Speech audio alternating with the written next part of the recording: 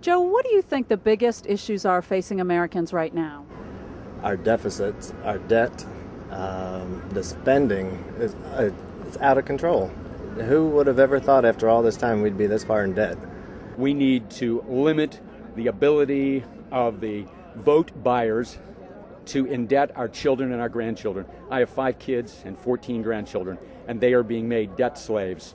The borrower is the slave to the lender. We're enslaving our country. More nations have fallen to massive debt and lost their sovereignty than any other way. We have got to be responsible again. That's the core of our Constitution, individual liberty and individual responsibility. There's no collective salvation here through government programs. Big government is the problem. Big government is not the solution. I served for 7 years as a presidential appointee under Ronald Reagan. We've got to cut the size of government, and you do that by cutting its food supply, and that's the money. And we can do a better job. We, the people, can do a far better job of taking care of each other than government can. We've been sold a lie. It's time to stand up and tell the truth.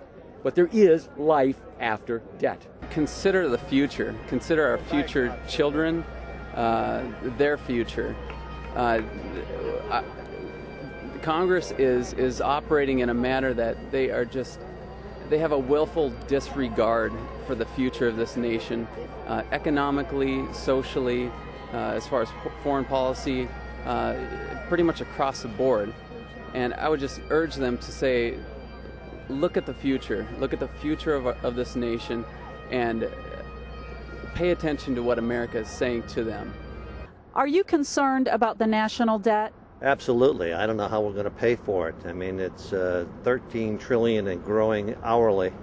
I don't know where they think they're going to get the money to pay that off. And China doesn't have that much money to give us. I think the debt is absolutely unconscionable. Our forefathers would be absolutely furious if they realized how we allowed this debt to get out of hand. No future generation is going to be able to survive with this kind of debt. I'm not going to be here. We don't have children. It's unfortunately not going to affect us but so much. But I really, really am appalled at people who can't think beyond themselves. And it's about time we did. Talk about what we're passing on, but we can't come together to fix it. Something's wrong with that picture. My main concern is the deficit, the federal spending that's just gone crazy, and also listening to the people and not just doing an agenda that is not necessarily what the greater majority of the American people would like. I am. Very much so. I think their out of control spending is not good.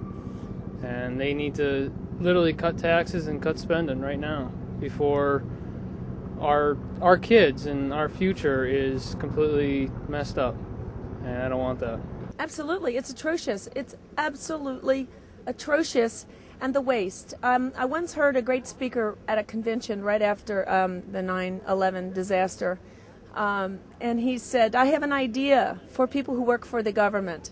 If just all federal and government workers at all levels, if people would just do their job for 8 hours a day, do your job. In other words, if you give out driver's license, do your job. Investigate the background.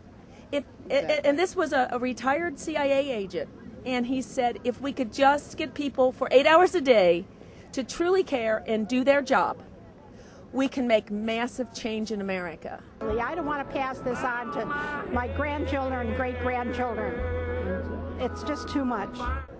Yes, because it's not in the Constitution. Debt, they were very specific on debt, not to go in debt, not to saddle the next generation with debts, but to pay those debts off. So if it's not in the Constitution, if the department's not in the Constitution, Department of Labor, Agriculture, Education, EPD, eliminate it. Simple. And turn those duties back to the states. If I told you that your share and my share and everyone's share of the national debt was $42,000, how would you respond to that? It doesn't surprise me the way that the Congress is spending money without any whims or care to whatever we think or what we tell our congressmen. It doesn't surprise me that it's not even more than that. I think it's time to start getting rid of a lot of people in Congress and start turning that around. No, I didn't ask for this debt. I'm not the one borrowing the money, and it's really my money they're taking. And I don't even have that money yet. speechless. Do you and your family operate on a budget, and should Congress? Yes, I'm a single mom, and if I went into as much debt as the Congress is putting us in the last year and a half, I would not have any place to live, my kids would not have any clothes, and I don't see how they can put not only my children but my grandchildren in this kind of predicament. I do operate on a budget. What I can't do at home, they shouldn't be able to do in Washington either. I absolutely have a budget, and they should be held to the same standards that my household is held to. If I don't have the money to pay a bill, I can't pay it. I can't just borrow from the woman next door. So they should definitely be held to the same standard. Yes, we do, and they should, definitely. Absolutely, we operate on a budget, and I think any family knows what that is like and what you have to do. And so I think that Congress needs to be held up to the same standard, and our leaders need to be held up to that same economics. It's economics, just a rule of economics, and how we should be able to apply those same rules in our homes. And I think absolutely our country should be ran under those. Today, even more so than before. And yes, I think there should be a budget in Congress. You know, they've got to control their spending. They just think it's a free rein, a lot of them, you know. And like you said earlier, before we met, take their credit cards away. They shouldn't be having them. It shouldn't be a free-for-all with our money. You know, we work very hard, the American people, and we pay the taxes, and we love this country, and they spend like there's no bottom. I mean, we're printing more money, and the dollar's going downhill. China's getting stronger. That's wrong. We're the strong country. We've always been, and it's time to get back there. So what do you think the answer is? Do we print more money? Do we raise more taxes? What do we do? Quit spending. Don't spend unless you can afford to do it. Don't pass a bill unless it's already can be paid for. Don't do anything that you wouldn't do for yourself in your own checking account. We are responsible for that. You can't blame Congress for the American people allowing them to do what they do. You know, we need to come, but see, they got us divided. You know, men against women, black against white. You know, everybody's divided, but we all suffering the same thing.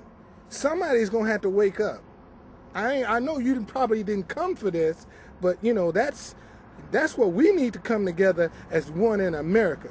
You know, this crap about black and white and the separation and all this other stuff, man, that's got to stop. Because when America go down, all of us are going down. It ain't going to be about color. It's going to be about America. And people need to start standing up for America. Stop the spending. Stop the taxes. Only spend what you have and not take from my children and my grandchildren in the future. Cut your size, cut the spending. Let's get back down to basic business.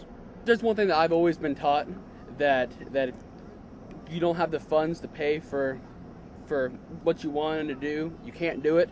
So what you do is you cut back on all of our useless things that we're getting involved with, and we need to go and give all of our tax funds back to the American people, because they're the ones that put the money into the economy, and that's what he needs to learn.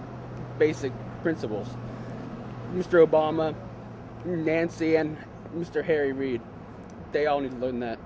I think the first step is to freeze spending, and then after you freeze spending, gradually pay it back. You got to pay it back, because right now it's all on the young people's shoulders. We're running up the credit card, and the young people are going to have to pay that credit card off. He needs to stop spending so much money. What are we going to do 10 years from now when we're even more debt to more countries? We're so used to our politicians being corrupt. Like, you know, our tax guy, Geithner, is a tax cheat. Rangel, tax cheat. You know, we're so used to them being corrupt that we're like, oh yeah, politicians are corrupt. Hello? Why? That's ridiculous. We should hire honest people that have honor and virtue and fire them when they're bad. What do you think of the idea of cutting up Congress's credit cards? Oh, absolutely. They shouldn't have credit cards. They weren't given credit cards. So, no, yeah. What they're doing, they don't have really any legal right to do. Well, I think it's a very good idea. It goes back to what Ann was saying, that everybody has to be accountable for their own budget. And I'm quite concerned, if I may add, that with the spending that's out of control, that there will be more reason to try to cut our defense budget, which I'm very concerned about, because I think that now more than ever we need to have a strong military. And with all of the different programs that are costing the country so much money, it's going to be natural to say, well, we have to cut. There's always room to cut out bad programs, but we still have to maintain a very strong military. There's an organization, the Center for Individual Freedom, that is proposing a constitutional amendment that says that if Congress wants to raise the debt ceiling or it wants to raise our taxes, they have to get 60% of both houses to vote. What do you think of that idea? I think it should be more than that. 60% is still not enough to do that. If they're wanting to spend my money without asking me, that's unacceptable. Absolutely. I mean, it's the only way we're ever going to get accountability one more time and control the purse strings of this country.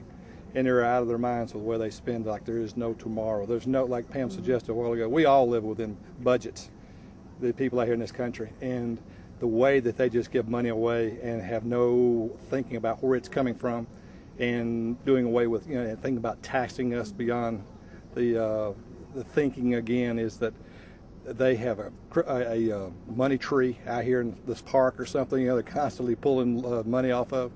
We, the taxpayers, are paying for this. And we're out of money. We're the money tree. We're the money tree. Yeah, I think that's a good idea. Number one, I think for every new law they want to bring on, they got to get rid of 10. These guys just got to start sizing down everything they do, and any major changes, they've got to get more of the majority involved, more of a mass majority in order to make those kind of major decisions. Would I support it? I'll be the leader. You can just give me a call. I'll help you all I can. Yeah, absolutely, I would support it. I mean, somebody has got to take control of our country. It's out of control.